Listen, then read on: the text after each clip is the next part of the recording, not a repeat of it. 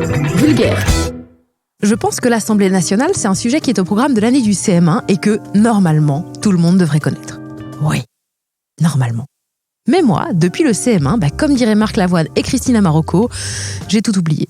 C'est pourquoi, après l'annonce en fanfare en juillet que l'ouverture de la PMA aux femmes cisgenres seules et aux couples de femmes cisgenres est passée, j'ai cru que c'était bon. J'allais enfin pouvoir avoir des enfants en France et les familles qui existent déjà, elles seraient reconnues. Figurez-vous qu'en fait, quand l'Assemblée nationale valide, ça veut pas dire que c'est validé tout court. Il faut que le Sénat soit OK aussi. Or, hier soir, dans mon hier soir à moi, pas dans le vôtre, le Sénat a dit « lol, non ». Et il a fait encore plus reculer la loi, qui n'était déjà pas suffisante puisqu'elle excluait les personnes trans. À l'heure où je vous parle, et peut-être que d'ici le moment où vous allez m'entendre, ça aura évolué, ils ont voté que finalement, c'était pas pour les femmes seules, ils sont contre le remboursement par la sécurité sociale des frais médicaux. Alors ça nous dit deux choses. 1, j'y connais rien à comment on fait les lois. Et 2, la PMA pour tous et toutes n'est toujours pas passée, alors que ça fait déjà 2 présidents qu'on nous la promet, et que du coup, on doit encore se taper des manifs de gens intolérants et homophobes qui manifestent contre une loi qui ne leur enlèvera rien et qui ne les concerne pas. En fait, ils manifestent contre nous, ou moi. Du coup, vu que j'allais pas faire un vulgaire sur l'homophobie, et pour enfin comprendre comment fonctionne la France, j'ai regardé sur Internet et je vais vous expliquer ce que j'ai compris de l'Assemblée nationale et des lois et du Sénat. Je vous dirai aussi pourquoi les députés sont pas là tout le temps, je vous dirai leur salaire, combien Fillon a piqué dans la caisse, bref, la totale. Bon, vous connaissez le bazar, la France, c'était une monarchie absolue, et puis il y a eu la Révolulu en 1789, et ça a changé quoi ? Concrètement, 1789 est depuis devenu le code de digicode le plus populaire de France. J'ai l'impression que c'est le code d'entrée de tous mes potes. Digicode. Je te parle d'homme à digicode. Et je te respecte en tant que digicode. Tu peux m'ouvrir, s'il te plaît, ça gentil. Et ça a amené une nouvelle façon de diriger la France. On n'a plus parlé des rois et des reines, ça c'était une époque un peu dure pour Stéphane Bern et Point de Vue Magazine à ce moment-là, je vous cache pas. Moi j'étais royaliste à 17 ans, j'assume toujours aujourd'hui, parce que je dis, j'assume moins la coupe de cheveux que les idées, pour être franc. Mais les députés du tiers-État, qui étaient déjà les représentants du peuple sous le règne du roi, se sont réunis et se sont appelés tout seuls Assemblée nationale parce que c'était une assemblée de gens de France. En gros, l'idée c'est que c'est plus un monarque qui décide, mais c'est le peuple qui exprime sa voix grâce aux représentants qu'elle choisit, en l'occurrence, eux, les députés susnommés. Entre 1789 et maintenant, cette assemblée a changé plein de fois de nom et de fonction, donc si ça vous va, on va parler de l'Assemblée nationale sous la 5e République, la nôtre donc. En France, il y a 3 pouvoirs. 1. Le pouvoir législatif. Législatif, ça veut dire qui fait les lois. Donc ça, c'est les députés à l'Assemblée nationale et les sénateurs au Sénat. L'Assemblée nationale plus le Sénat égale, non pas Cœur Stéphane, mais égale le Parlement. Parce que c'est là qu'ils se parlent. En fait, c'est un pouvoir de pipelette. Leur but, au Sénat et à l'Assemblée nationale, c'est de se mettre d'accord sur les lois, donc ils se papotent dessus. Comme dirait Ayana Nakamura, c'est le blablabla de la Pouki. Bon, et aussi, ils peuvent proposer des lois. Ces propositions, on s'est pas fait chier pour leur trouver un nom, on les appelle des propositions de loi, tout simplement. 2. Le pouvoir exécutif, qui fait exécuter les lois. Alors pas exécuter genre « Feu ! Oh non, il est décédé !» Non, genre, les lois sont votées par le Parlement et pouf, on fait en sorte qu'elles soient appliquées. Donc ça, c'est Manu, Jean-Jean, Roselyne, bref, le président et sa team de ministres. C'est aussi souvent eux qui proposent des lois, mais eux, comme ils ont été élus sur des programmes précis, leurs lois, c'est pas des propositions, mais c'est des projets de loi. Parce qu'on estime que comme ils sont élus par le peuple, elles seront validées. Donc c'est moins évasif, c'est plus concret, c'est des projets, c'est pas juste des propositions de loi en l'air, quoi. 3. Un pouvoir très important et méconnu, le pouvoir que quelqu'un vienne dans son équipe. Et ça, c'est Amel Bent, Florent Pagny, Marc Lavoine et Vianney Quilon. Pour eux, c'est le talent qui fait la loi et ils ne sont que des découvreurs de pépites, des passeurs. Non, c'est pas vrai. En fait, ce qu'il y a, c'est le pouvoir judiciaire. Voilà. Et ça, c'est quand on veille à l'application de ces lois. Mais revenons à l'Assemblée nationale. L'Assemblée nationale siège au Palais Bourbon dans le 7e arrondissement, à côté de la Concorde, sur le quai d'Orsay. Bref, en gros, c'est là où à Paris, c'est cher. Alors, bon, je sais qu'à Paris, c'est cher partout, mais là, particulièrement. Dans le Palais Bourbon, on trouve un hémicycle, qui est aussi le mot chic pour dire rangée de gradins disposés en demi-cercle, et qui est aussi appelée la salle des séances, où chaque député a un siège, et en gros, quand on la regarde de face, les gens des Républicains, ils sont à droite, et les socialistes et la France Insoumise, ils sont à gauche. C'est pour ça qu'on a appelé les gens de droite à droite, et les gens de gauche. En fait, c'est par rapport au placement dans l'hémicycle. Il y a aussi une grande bibliothèque décorée par Delacroix, le peintre, pas le mec qui fait des petits gâteaux. Bon, après, je pense pas que ce soit une bibli dans laquelle tu dis « Excusez-moi, je cherche le dernier Guillaume Musso, vous l'avez ?» Eh ben non, malheureusement, le député de la 3e circonscription m'a pas rendu cette semaine, je suis désolée. Par contre, je vous conseille, si vous aimez ce genre de livre, évidemment, La vie commence quand tu réalises que le bonheur n'a jamais eu peur des moments où il ne pleut pas. Non, merci, c'est très gentil, mais je l'ai l'ai déjà lu. En fait, le député de l'Essonne me l'a offert pour mon anniversaire. C'était une super soirée. Ah là là, sacré Nicolas Dupont-Aignan. Il a toujours des bonnes lectures. Non, c'est pas ça. C'est une bibliothèque où il y a des vieux livres très beaux. Il y a aussi la salle des pas perdus, ça c'est une salle de quand tu sais où t'es et que t'es pas perdu. Il y a la salle des 4 colonnes, alors celle-là on la connaît, c'est là où les députés sont interviewés dans le quotidien. Et en gros, dedans il y a 4 colonnes et dans les coins il y a 4 statues. Donc selon moi ça devrait s'appeler la salle des 4 statues et des 4 colonnes, mais bon, qui suis-je pour juger ? Il y a aussi un jardin des 4 colonnes où là carrément il n'y a pas de colonnes, YOLO. Il y a des salons, un bureau de poste ouvert en permanence, un kiosque à journaux qui fait aussi boutique de souvenirs et il y a donc des bureaux pour tous les députés. Certains sont plus grands que d'autres, avec des plus jolies vues que d'autres, mais surtout certains ont des douches et des lits genre dans le mur comme ça qu'on peut descendre. Grâce à ça, les députés peuvent dormir sur place. Mais bon, ça c'est des députés un peu radins. Parce qu'en vrai, les députés, ils peuvent louer des appartements à l'année ou aller à l'hôtel, ils ont les moyens. Parce que oui, les députés gagnent 5 715,43 € net mensuels. C'est assez pour prendre un petit Airbnb face à la Tour Eiffel de temps en temps, je pense, non ? Je possède des thunes, je suis à l'aise financièrement. Surtout qu'ils peuvent cumuler les mandats. Ouais, visiblement, député de la France, c'est pas un travail à temps plein. Donc ils ont le droit de gagner jusqu'à 2 811,62 € en plus par mois. Je ne me plains pas, non. Les affaires marchent en ce moment. Et en plus, ils ont aussi le droit à une indemnité représentative de frais de mandat, c'est 5 805 € par mois, pour payer les frais liés à leur mandat, genre les petits fours, les costards, tout ça, mais pas le train, parce qu'ils ont une carte SNCF gratoche. Et ils ont aussi un crédit collaborateur, qui va jusqu'à 9 561 € par mois, pour rémunérer un ou plusieurs assistants en poste à l'Assemblée. Du coup, j'achète des trucs, et les gens voient que j'ai des trucs. Ils disent, putain, il a des trucs. Moi aussi, je voudrais des trucs. Et du coup, je suis content. Et c'est comme ça que François Fillon aurait donc faussement employé Pénélope, Sago, entre 1998 et 2007 et en 2012, en tant qu'employé parlementaire. T'as dit Pénélope. Je sais. C'est volontaire. Je vais me rendormir comme ça, ce sera pas mal. C'était super. Tu veux que je dise Pénélope ? C'est super, éteindra la lumière avant de dormir. Oui, donc c'est comme ça que François Fillon aurait donc faussement employé Pénélope, Sago, entre 1998 et 2007 et en 2012, en tant qu'employé parlementaire pour la modique somme de 500 000 €. 500 plaques, 500 000 boules, 1,5 million. Cadeau, comme ça. Et après, il allait en meeting pour dire...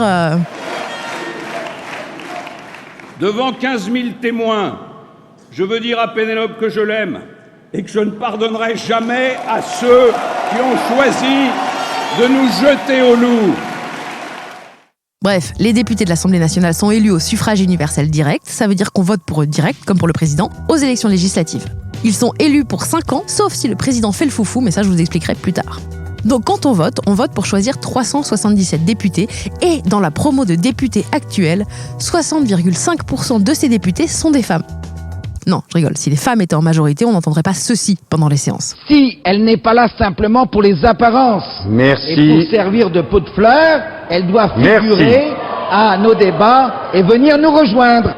Vous venez de dire, parce que des fois que ce ne serait pas au JDO, vous venez de dire à mon propos, pendant que je parlais de la parité, c'est qui cette nana ? Je souhaite que soit bien inscrit. Votre nom, s'il vous plaît ? Monsieur Sido. Voilà.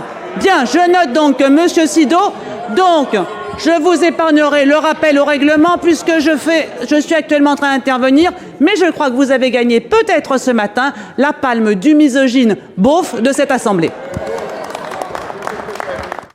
60,5% sont des hommes, ce qui veut dire que quand tu rentres dans l'Assemblée nationale, ça doit sentir le axe et le vieux slip. Les députés sont censés représenter non pas leur circonscription, mais la nation tout entière. Bon, mais alors que font ces députés ? D'abord, ils sont là pour écouter les citoyens. C'est comme des psys, en fait. On va leur raconter ce qui ne va pas. Mais eux, on voudrait absolument qu'ils racontent ça à tout le monde, qu'ils aillent convaincre pour nous de ce qui doit changer. Donc ça, ils le font dans leur circonscription. Alors, pour info, une circonscription, c'est un bout de territoire. C'est plus petit qu'un département. C'est à ne pas confondre avec circoncision, qui a un petit bout aussi, mais c'est pas... Bref. Et d'octobre à juin, ils sont toujours là pour travailler sur les lois, les discuter et les voter ou non. Alors ils sont pas toujours dans l'hémicycle, ils s'arrangent dans leur groupe ou leur couleur politique pour être toujours en bonne proportion pour voter les choses. En gros, nos délégués envoient des délégués. Comme ça, en parallèle, ils peuvent bosser aussi sur d'autres lois dans les salles de l'Assemblée. Je vous lis un extrait du projet Arcadie qui est un rapport sur l'activité des députés. Rien n'est moins productif que d'être assis en hémicycle à écouter les uns et les autres s'invectiver, lever la main pour voter ou pousser un bouton. Certains appellent cela faire banquette et d'autres pot de fleurs car bien souvent cela se résume à cela. Le plus gros du travail de production législative a déjà été fait en amont et il n'est pas rare que les mêmes arguments, les amendements et parfois les mêmes postures reviennent en commission et en séance. De l'extérieur, on découvre les arguments, à l'intérieur, on assiste au replay, ou au replay, comme disait ma mamie. Les séances publiques sont les mardis, mercredis et jeudis matin, après-midi et soir. Le reste du temps, c'est des commissions, des réunions. Et puisque tout est fait en amont, voilà comment ça se passe. Le gouvernement donne au président de l'Assemblée nationale son projet de loi ou un député sa proposition. La loi, elle est écrite en 2 parties. 1. Pourquoi on la change ou on l'invente. Et 2. Les articles ou amendements de celle-ci. Alors pour info, un amendement, c'est un petit changement dans le texte. Le gouvernement choisit alors une date pour caler le vote de cette loi dans le calendrier de l'Assemblée. Du coup, le gouvernement, il en profite, il fait passer ses trucs en priorité, et puis quand ça le gonfle, il laisse traîner. Ensuite, la loi est examinée dans les commissions. Moi, j'adore le mot commission pour 2 raisons. 1, parce que ma mamie, elle disait pas qu'elle allait faire les courses, mais elle disait « Je reviens, je vais faire les commissions ». Et 2, c'est parce que c'est un mot rigolo pour dire qu'on va faire pipi. Bon, je reviens, je vais faire la petite com. Ou plus. Non, c'est la grosse com, autant pour moi. Bon là, les députés se réunissent en petite com. En gros, c'est des représentants de tous les partis qui regardent la loi, en discutent et proposent des amendements pour la modifier. Et quand ils ont tout vu, hop, elle passe dans l'hémicycle pour une grosse com avec tout le monde. Enfin, tout le monde, c'est les députés, c'est pas genre 2 députés, ta mamie, la boulangère. Non, ils sont pas obligés d'être là tout le temps, mais quand même, c'est mieux. Alors pareil, le gouvernement, il est pas là tout le temps, il est là de temps en temps seulement. Il y a notamment des questions au gouvernement où là, les députés, ils posent des questions. Bon, mais revenons à la loi. Là, rebelote, il y a tout un protocole. Le président ouvre la séance, la personne qui a écrit la loi vient l'expliquer, les rapporteurs des commissions et les représentants des groupes politiques viennent donner leur avis sur la loi, et puis enfin, les députés de l'hémicycle regardent les articles de loi, amendement par amendement, et ils votent au fur et à mesure. Si un député veut parler, il peut, mais il faut en faire la demande, et il a le droit à 5 minutes max, pas plus. Alors, comme ça peut sembler court, mais on peut dire beaucoup de choses en 5 minutes. Par exemple, Diams, elle aurait le temps de dire plein de trucs. Diamant qui met à l'amende, diamant qui pose allemand, diamant qui pose sagement, Suzy sagement. Même si le message manque dans ce passage, non, ils diront que c'est passage, non, diamant c'est de l'abattage, non. Diamant gueule son nom, diamant dans ta sono, diamant dans ta son, diamant dans ta son tour de. Cramer sa rivale, si elle arrive à le faire, ce qu'elle peut le faire avec la poigne, et ça va le faire, Diams. Et c'est là qu'il nous faut tout un cinéma, vous savez, ils gueulent, ils s'indignent, ils quittent la pièce. Alors c'est vraiment du théâtre pas très bien joué, c'est un peu ridicule, mais parfois il y a des gens inspirés qui font des discours sublimes. Et puis aussi, c'est là que des vieux cons font cote-cote quand il y a une femme qui parle, parce que être député, c'est d'abord être mature. Un par un, les amendements sont votés pour, au final, voter la loi dans son ensemble à la fin. Les amendements, ils peuvent vraiment changer la nature d'une loi, et je me rappelle par exemple que François Ruffin, il avait proposé une loi pour protéger les personnes dont le métier était de faire le ménage, et il a estimé que les amendements qui avaient été votés à sa loi la dénaturaient et la vidaient de son essence. C'est pourquoi il a voté non à sa propre loi. Bon, mais je vous l'ai dit, quand la loi est votée à l'Assemblée, ça veut pas dire que la loi va être promulguée. Non. Ensuite, elle va au Sénat qui va l'examiner à son tour. Le Sénat, c'est un peu comme l'Assemblée nationale, sauf que c'est pas le peuple qui vote directement pour les sénateurs, mais des élus, des députés, des maires, etc. Et d'ailleurs, il y a une information intéressante, c'est que si Macron meurt, c'est pas comme aux États-Unis où c'est le vice-président qui prend en charge la France. Par exemple, aujourd'hui, aux États-Unis, si Joe Biden meurt, c'est Kamala Harris qui sera la présidente. Nous, si Macron doit mourir, c'est pas Jean Castex, mais le président du Sénat qui prendra la tête du pays, Gérard Larcher, donc. Donc Gégé a 71 ans. Et encore, c'est jeune pour un sénateur. Le Sénat actuellement, c'est une sorte d'EHPAD, sauf que les vieux, ils sont en costard. Mais je pense qu'ils mangent des flancs, pareil. Alors là, maintenant, je vais vous parler du Sénat, mais vu que je suis un peu fâchée contre eux, je vais essayer de rester partiale. Ça va être dur. Les sénateurs, ils sont élus pour 6 ans. Ils gagnent 7 200 € bruts par mois.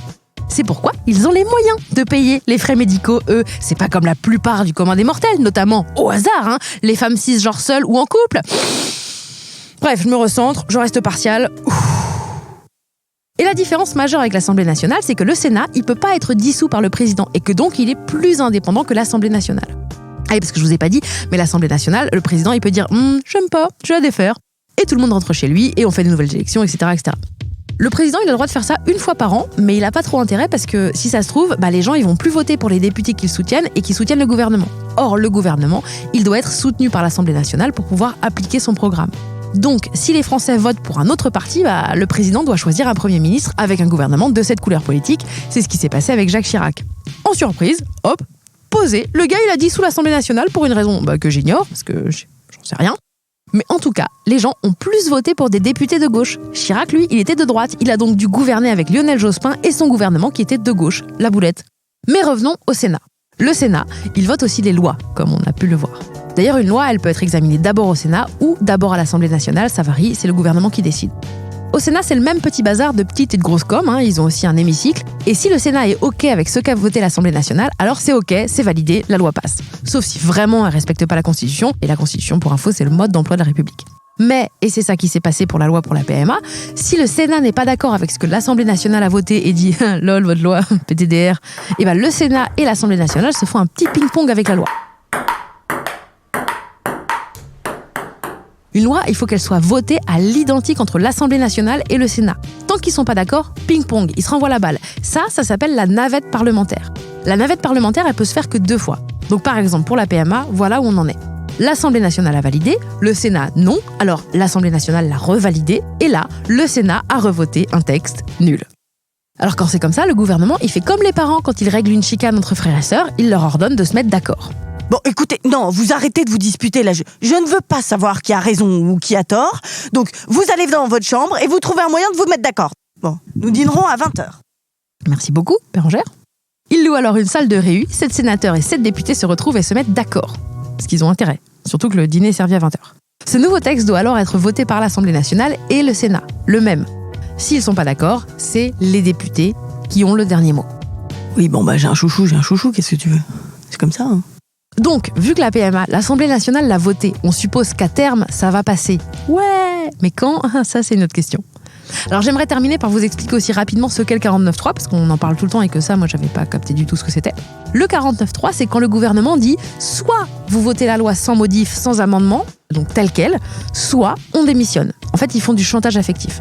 Et vu que l'Assemblée nationale, elle est en majorité constituée de députés du même parti que le gouvernement, en général, ça passe. Mais bon, c'est pas très cool. Je crois que voilà, ça c'était l'Assemblée nationale, mais en vulgaire. Et aussi un peu les lois. Et le Sénat. Et la PMA. Ah oui, aussi j'en profite pour vous dire de réserver votre 20 février, parce que je prépare une grande soirée interro, c'est une sorte de grand quiz en direct. Ce sera gratuit, on jouera tous et toutes en même temps, et il y aura plein de cadeaux à gagner. Suivez l'Insta de Vulgaire pour avoir les infos très bientôt. T'as pas dit que c'était en live sur Internet ? Ah si, j'ai pas dit que c'était en live sur Internet ? La deuxième fois, non. Ce sera en live sur Internet. Voilà. Super. Bisous. Ah, et sinon, moi, je m'appelle Marine Baousson. J'ai écrit, enregistré et produit ce podcast d'après des articles et des vidéos dont vous pourrez trouver les références en lisant les petites infos qui l'accompagnent. Il a été réalisé avec amour par le merveilleux Antoine Ollier. La musique est du fantastique Guillaume Béra du collectif Branx. Les illustrations et la création graphique sont de la fabuleuse Juliette Poney. Je les remercie tous les 3. Enfin, Vulgaire, c'est tous les lundis. Alors abonnez-vous pour ne rater aucun épisode. N'hésitez pas d'ailleurs à mettre des étoiles, à commenter, à vous abonner à mon Instagram et aussi à bien vous brosser les dents tous les jours. C'est hyper important. Gros bisous et merci.